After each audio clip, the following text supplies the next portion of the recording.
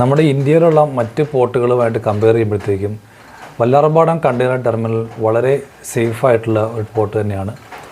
എങ്കിലും നമ്മൾ ഓഗസ്റ്റ് 1 തീയതി, ഓഗസ്റ്റ് 2 തീയതി അല്ല, ഓഗസ്റ്റ് 1 തീയതി ഉണ്ടായിട്ടുള്ള ആ വെസൽ നിയർ ടു ഗ്രൗണ്ടിങ് എന്ന് വേണമെങ്കിൽ നമുക്കതിനെ വിളിക്കാം. ഒരുപക്ഷെ ആ വെസലിനെ കൃത്യസമയത്ത് ടഗ് ബോട്ട്സ് വന്ന് രക്ഷപ്പെടുത്തിയിട്ടില്ലായിരുന്നെങ്കിൽ ആ വെസൽ അത് ഗ്രൗണ്ട് ചെയ്യാനും കണ്ടെയ്നേഴ്സൊക്കെ വീണ്ടും വെള്ളത്തിൽ കൂടി ഒഴുകി നടക്കുന്ന ഒരവസ്ഥ വന്നേനെ. അപ്പോൾ ഈ ഒരു ഇൻസിഡൻറ്റ് ഉണ്ടാകാനുള്ള റീസൺ പറയുന്നത് എൻജിൻ ഫെയിലറായിരുന്നു. അപ്പോൾ എൻജിൻ ഫെയിലറായിട്ട് ഷിപ്പ് പിന്നീട് ഈ കടലിലെ ഓളങ്ങളിൽ ഒഴുകി നടക്കുന്ന അവസ്ഥയിലേക്ക് വന്നു.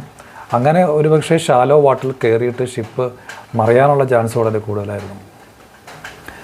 അപ്പോൾ ഈ ഇൻസിഡൻറ്റ് നമുക്ക് കൃത്യസമയത്ത് തന്നെ പ്രിവെൻറ്റ് ചെയ്യാനായിട്ട് നമ്മുടെ ഇവിടെയുള്ള ടഗ് ബോട്ട്സിനും അതുപോലെ പോർട്ടസിനും കഴിഞ്ഞെന്നുള്ളത് വലിയൊരു നേട്ടം തന്നെയാണ്.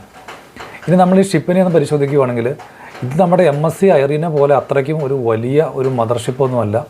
ഇതൊരു ഫീഡർ സർവീസ് വെസലാണ്. അതായത് ഗുജറാത്തിൽ നിന്ന് കൊച്ചിക്ക് വന്നിട്ട് കൊച്ചിയിൽ നിന്ന് പിന്നീട് ഗുജറാത്ത് പോവുക, പിന്നീട് ദുബായിക്ക് പോകുക, ജബലലി പോർട്ടിലോട്ട് പോവുക, അങ്ങനെ ചെയ്യുന്ന ഒരു ഫീഡർ സർവീസാണ്. ഇനി ഷിപ്പിൻ്റെ കമ്പനി ഓണർ നോക്കുകയാണെങ്കിൽ ഇതൊരു കേരള ബേസ്ഡ് ഷിപ്പിംഗ് കമ്പനി തന്നെയാണ്. ട്രാൻസ്വേൾഡ് ഗ്രൂപ്പിന് അണ്ടറിൽ വരുന്ന ഷിപ്പാണിത്.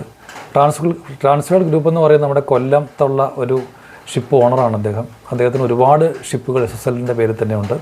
ഇനി അത് ഇപ്പോഴും അതിൻ്റെ കൊമേഴ്ഷ്യൽ ഓപ്പറേഷൻ, ഈ ഷിപ്പിൻ്റെ കൊമേഴ്ഷ്യൽ ഓപ്പറേഷൻ ചെയ്യുന്നത് യൂണിഫീഡർ എന്ന് പറയുന്ന കമ്പനിയാണ്. അവരും ഒരു വലിയൊരു ഗ്ലോബൽ കമ്പനിയാണ്. ഈ യൂണിഫീഡർ ഇപ്പോഴും അത് നമ്മുടെ ദുബായ് പോർട്ട് വേൾഡിൻ്റെ അണ്ടറിൽ വരുന്ന ഒരു കമ്പനിയായിട്ടാണ് വർക്ക് ചെയ്യുന്നത്. അപ്പോൾ ഇവൻച്വലി നോക്കിക്കഴിഞ്ഞാൽ നമ്മുടെ ടെർമിനൽ ഓപ്പറേറ്റ് ചെയ്യുന്ന DP വേൾഡാണ്. വേണമെങ്കിൽ നമുക്ക് ഈ ഷിപ്പിനെയും DP വേൾഡിൻ്റെ ഷിപ്പെന്ന് വേണമെങ്കിൽ ഇൻഡയറക്റ്റ്ലി വിളിക്കാം.